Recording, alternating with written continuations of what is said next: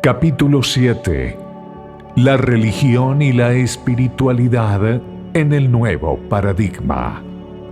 Aunque se puede creer que para la práctica espiritual no es necesario pasar por distintas etapas, lo que sí es seguro es que la auténtica espiritualidad conlleva cierta práctica. Al decir esto, no se niega que para muchas personas son importantes las creencias, la fe o la mitología religiosa. Se trata simplemente de añadir lo que el testimonio de los grandes yogis, santos y sabios del mundo han dejado muy claro. La auténtica espiritualidad también debe implicar la experiencia directa con una realidad viva, revelada inmediata e íntimamente en el corazón y la conciencia de los individuos, y fomentada por una práctica diligente, sincera y efectuada de manera prolongada. Incluso si se concibe la espiritualidad como una experiencia cumbre, a menudo esta puede ser inducida, o por lo menos incitada, por diversas formas de práctica espiritual, como la oración contemplativa o la meditación intensiva. Todas estas acciones pueden abrir a la persona a una experiencia directa del espíritu y no solo a creencias o ideas acerca de él. La auténtica espiritualidad no trata de traducir el mundo de manera diferente, sino de transformar la conciencia. Con demasiada frecuencia, en la traducción de las tradiciones místicas de Oriente y de las cristianas de Occidente al lenguaje occidental, la inmensa profundidad que las caracteriza se aplana, su exigencia radical se diluye y su potencial de transformación revolucionaria se ve mermado. La religión siempre ha desempeñado dos funciones muy importantes, pero al mismo tiempo muy diferentes. Una de ellas actúa como una forma de crear significado para el yo-ego separado. Ofrece mitos, historias, cuentos, narraciones, rituales y renacimientos que en conjunto ayudan a que el yo separado dé sentido a su experiencia y a soportar las ondas y flechas de la atroz fortuna. Esta función de la religión no suele influir mucho en el nivel de conciencia de una persona, es decir, no consigue una transformación radical. Tampoco ofrece una liberación completa del yo separado. Más bien consuela al ego, lo fortalece, lo defiende, lo promueve. Mientras el ego separado crea en los mitos, realice los rituales, articule los rezos o abrace el dogma, entonces cree fervientemente que será salvado, ya sea en el momento presente o en otra vida en la que se asegura una protección eterna. Sin embargo, en segundo lugar, la religión ha tenido también la función, por lo general para una pequeña minoría, de transformación radical y liberación.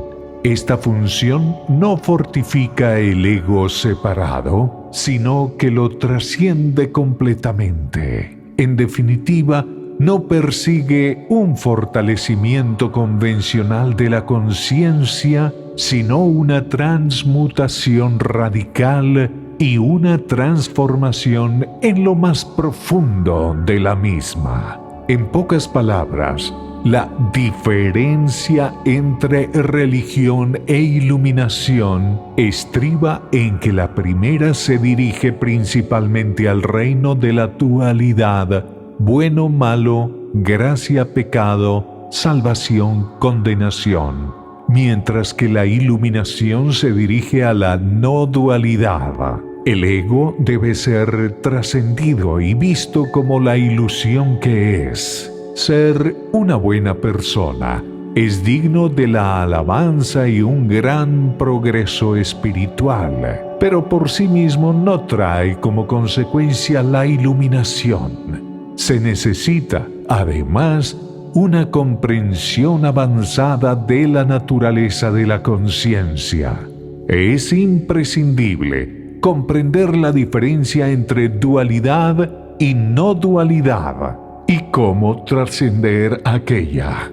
La iluminación no es una nueva creencia, sino la trascendencia de toda creencia. Y como toda trascendencia, no excluye la creencia, sino que la incluye y trasciende. Estas dos funciones de la religión se pueden exponer de diversas maneras. La primera de ellas, esto es, la creación de significado para el ego, es un tipo de movimiento horizontal, mientras que la segunda, la que consiste en trascender el ego, es un tipo de movimiento vertical, más alto o más profundo, dependiendo de la metáfora. El primero se llama traducción, el segundo, transformación. Con la traducción simplemente se otorga al ego una nueva forma de pensar o sentir sobre la realidad, una nueva creencia, quizás holística en vez de atomista, relacionada con el perdón en lugar de con la culpa, tal vez relacional en lugar de analítica.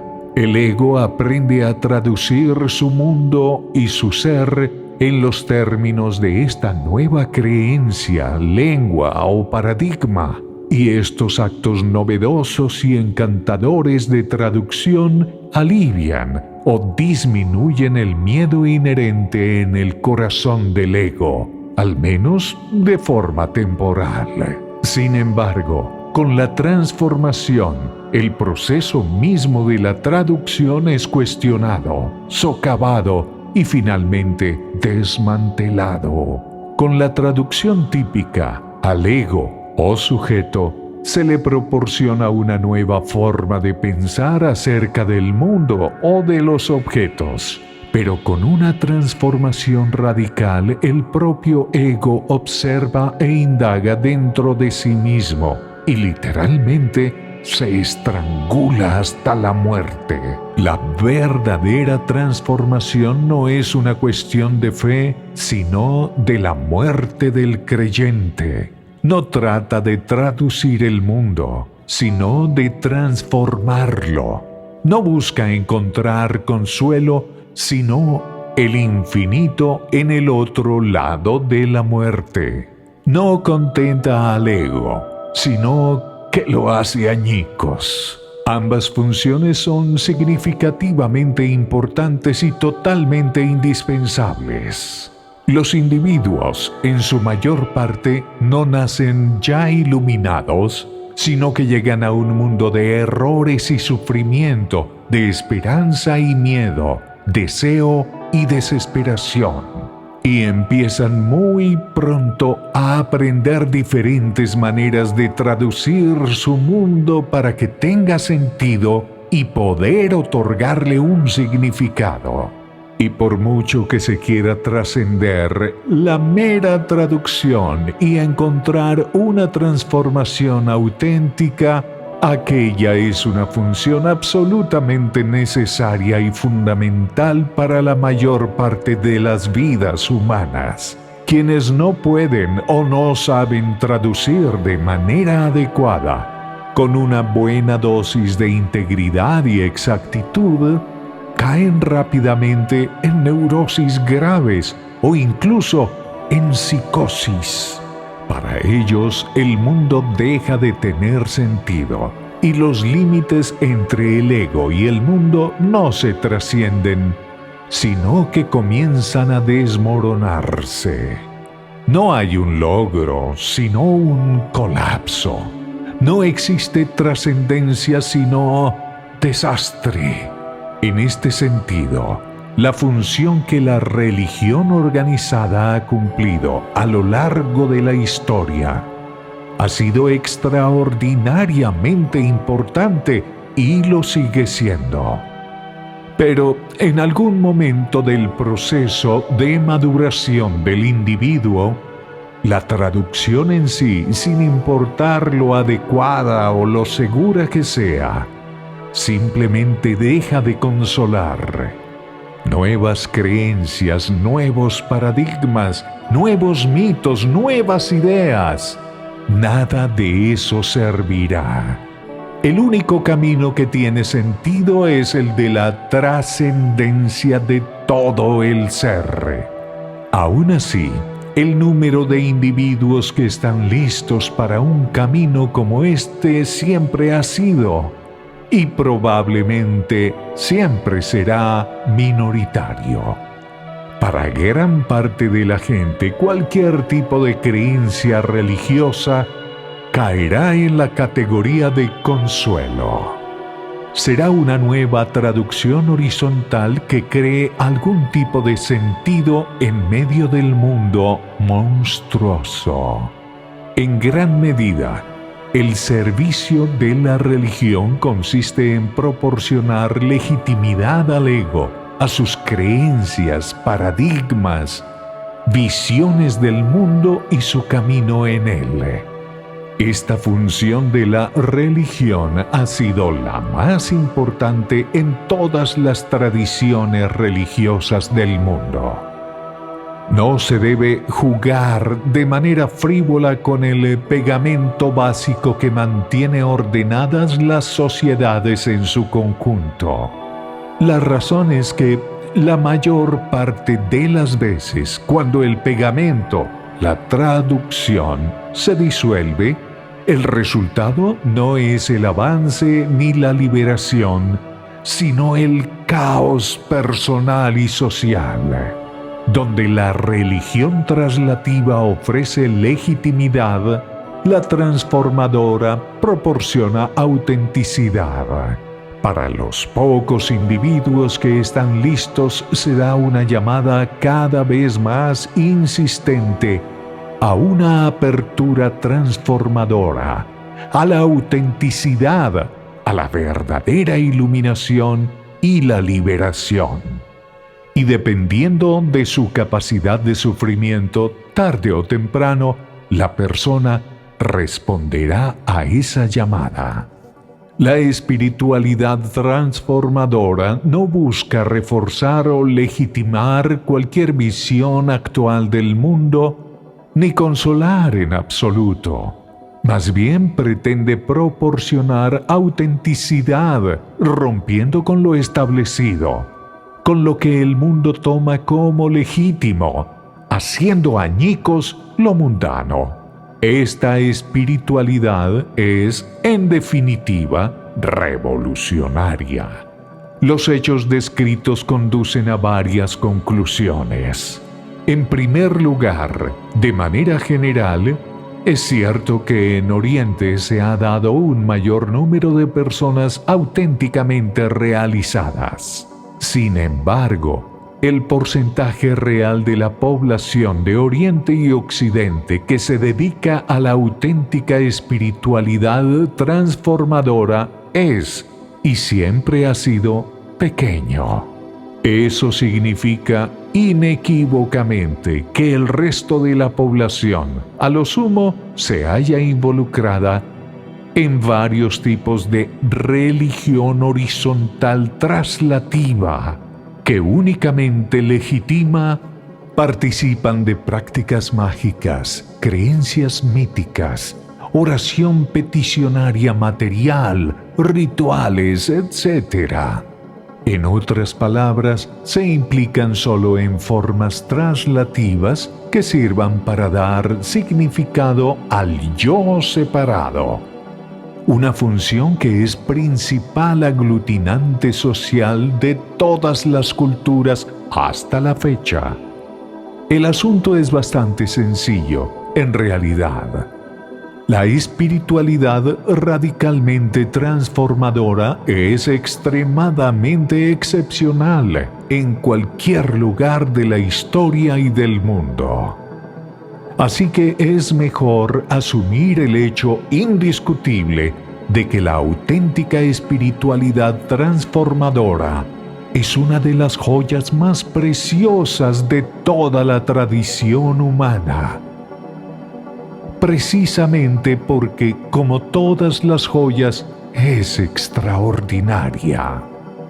Aunque se esté profundamente convencido de que la función más importante que se puede realizar es la de ofrecer una auténtica espiritualidad transformadora, el hecho es que gran parte de lo que el ser humano tiene que hacer, dentro de su capacidad para ejercer una espiritualidad decente en el mundo, es una realidad ofrecer una traducción más benigna y de un modo más útil. En otras palabras, incluso si se practica o se ofrece una auténtica espiritualidad transformadora, mucho de lo que es necesario hacer en primera instancia es proporcionar a la mayoría de las personas un modo más adecuado de traducir su condición. Se debe comenzar primero con traducciones útiles antes de poder ofrecer transformaciones auténticas.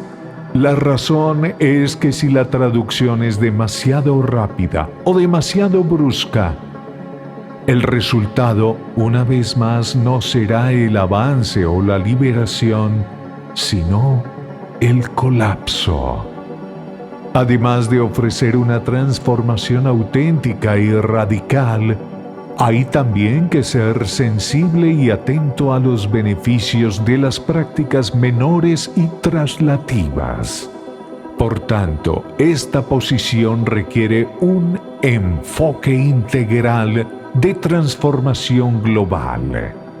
Un enfoque que honre e incorpore prácticas traslativas y menos transformadoras, que abarque los aspectos físico, emocional, mental, cultural y comunitario del ser humano en la preparación para su transformación definitiva.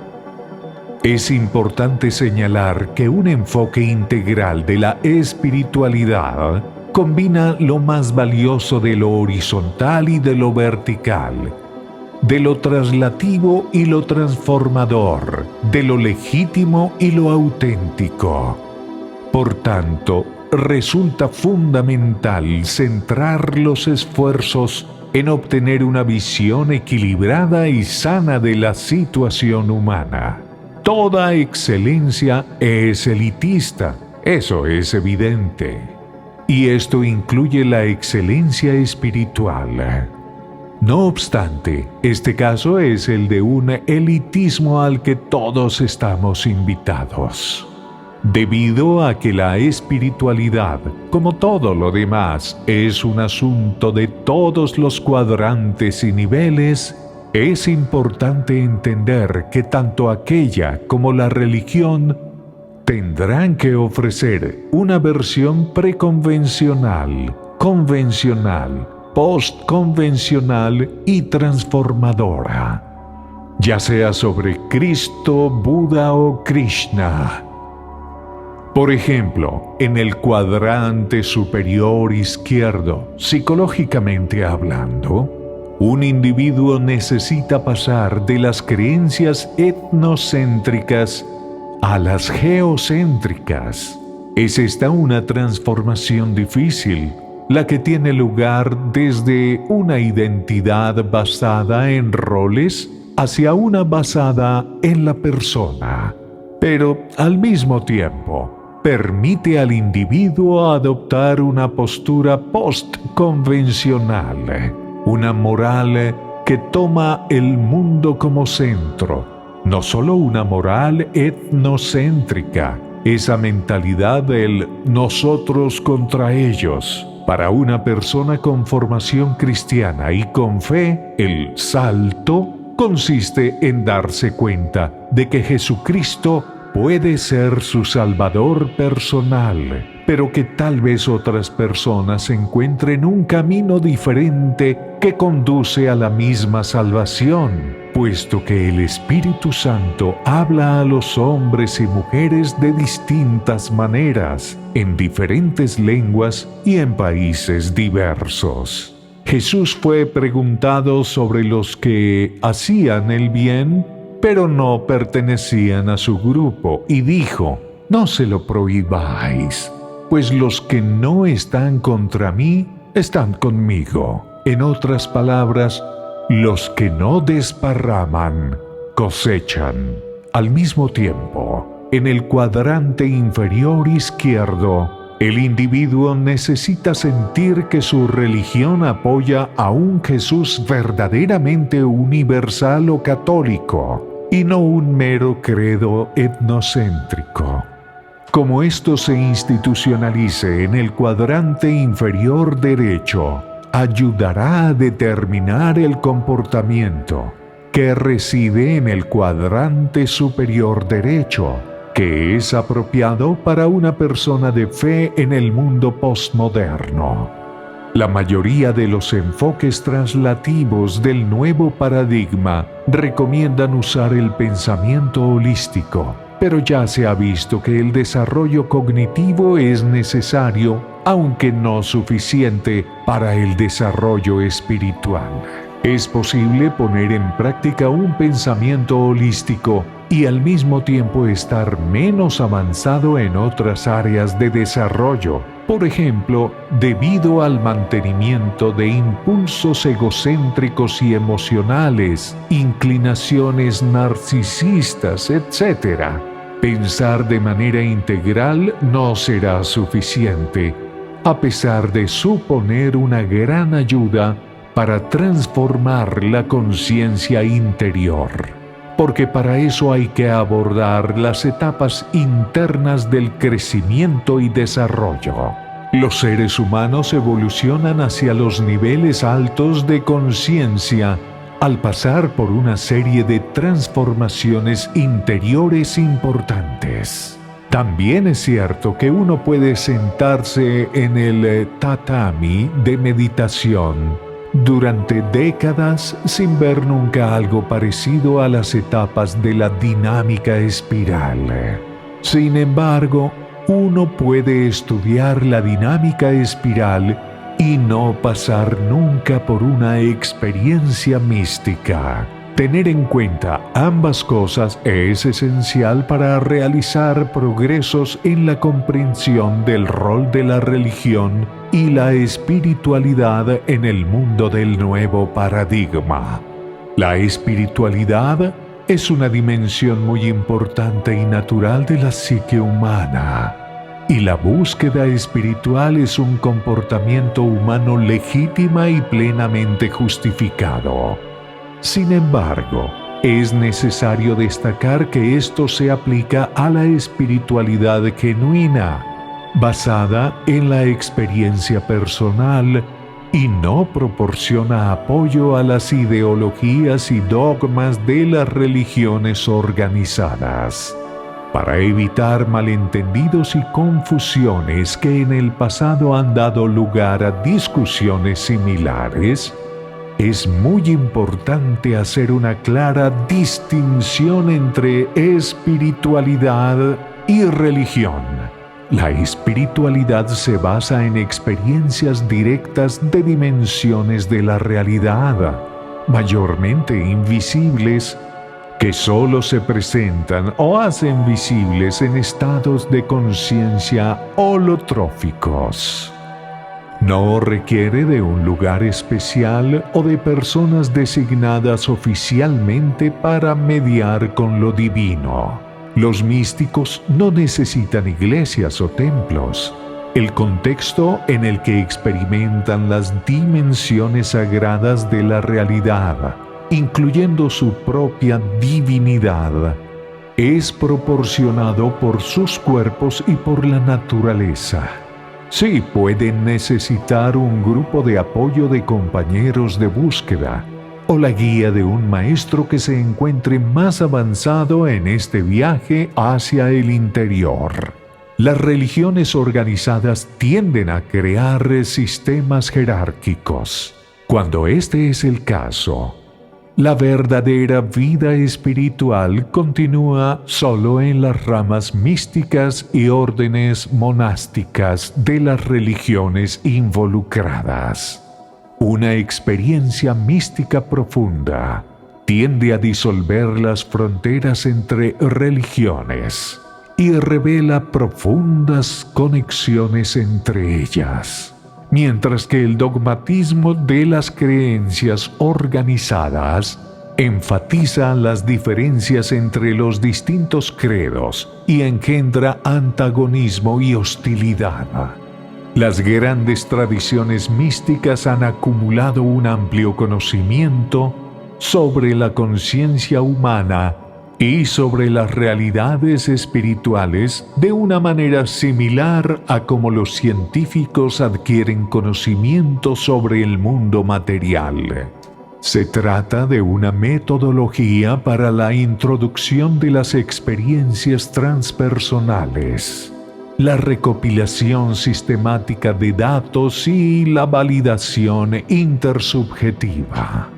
Las experiencias espirituales, como cualquier otro aspecto de la realidad, pueden ser objeto de una investigación cuidadosa y abierta, y también pueden ser estudiadas científicamente, siempre que comprendamos que nos referimos a ciencia en su sentido amplio y no a ciencia empírico-analítica, como se explicará mejor en el próximo capítulo.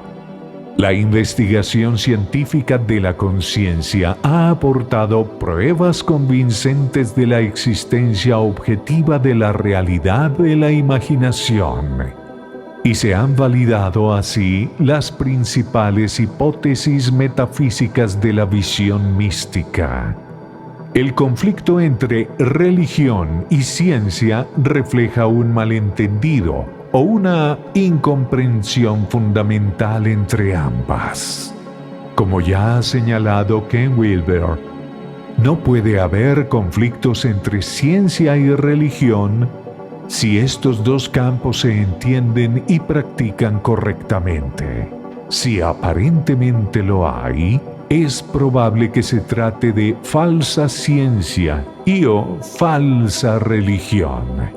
La aparente incompatibilidad se debe al hecho de que ambos lados malinterpretan seriamente la posición del otro, y con probabilidad representan también una versión falsa de su propia disciplina. Es posible pensar en los místicos como científicos de lo interior, de la mente. Los científicos tradicionales tratan de comprender cualquier fenómeno a través de la observación meticulosa. Suprimen los datos que distraen, reducen ese ruido al mínimo y controlan los factores que puedan perturbar sus observaciones. Después hacen deducciones de las observaciones y comparten sus conclusiones con los demás para ver si las corroboran. Los místicos hacen lo mismo, pero en el reino de la mente. Tratan de minimizar el ruido de las distracciones mentales mediante la retirada de la atención a las experiencias sensoriales. Calman su mente y se centran en aspectos de la conciencia que normalmente pasan desapercibidos para el común de los mortales.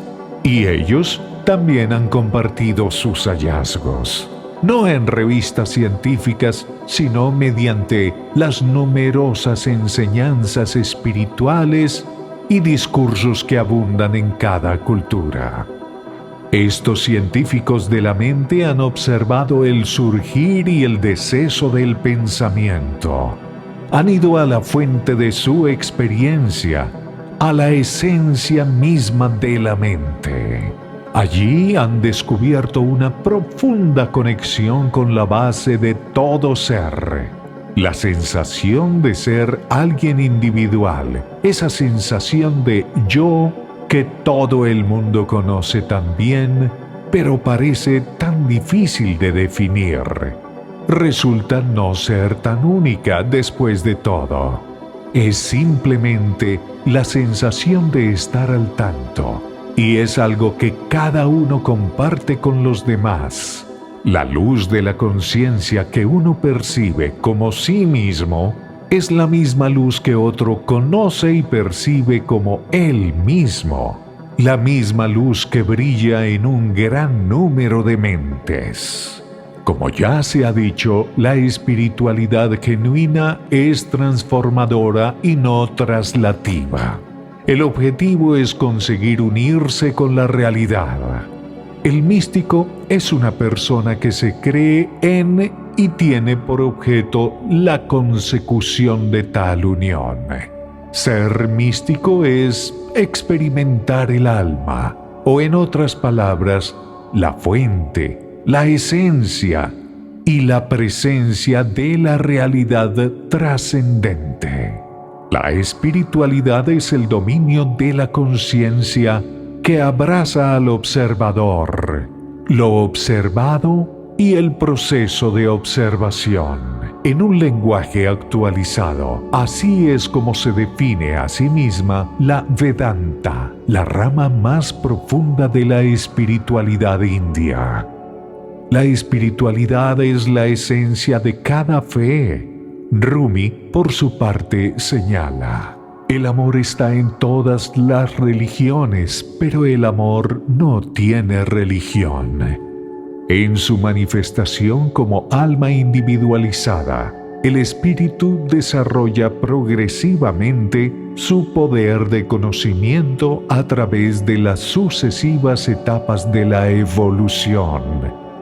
Como respuesta subconsciente en los minerales, como sensibilidad en el mundo vegetal, como conocimiento sensible e instintivo de los animales, como intelecto, raciocinio en intuición introspectiva todavía no muy desarrollada en los seres humanos, y como intuición pura en el hombre instalado en la conciencia mística. Nacer de nuevo, como nos invitan los maestros espirituales, significa mucho más que convertirse en miembro de una iglesia y recibir algo como el bautismo en una ceremonia. La mera creencia no asegura al alma un lugar en el cielo, sino que es necesario lograr la comunión con el absoluto ahora. Los seres humanos se convierten en angélicos en la tierra y no en el cielo. Cualquiera que sea el punto en que una persona interrumpa su progreso espiritual ante la llegada de la muerte, desde ese punto continuarán sus sucesivas purificaciones, o lo que es lo mismo, desde ese punto deberá seguir llenándose de comprensión de la verdad el archivo de conciencia.